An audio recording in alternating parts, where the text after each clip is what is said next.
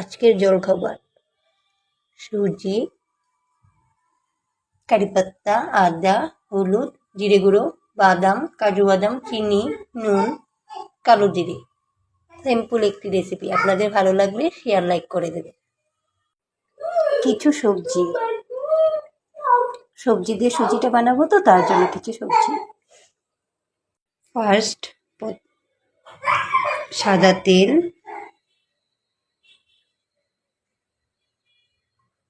আমি যেহেতু 100 গ্রাম সুজি নিয়েছি তাই একটুখানি তেল দিয়েছি। কিছু বাদামগুলি একটু হালকা ভেজে নেব। সম্বাসটা দিয়ে দিলাম, আদা, কালো জিরে, কারি পাত্তা।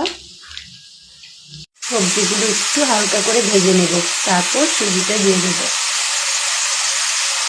সুজিটা দিয়ে ভালো করে একটু নাড়াচাড়া করে নেব।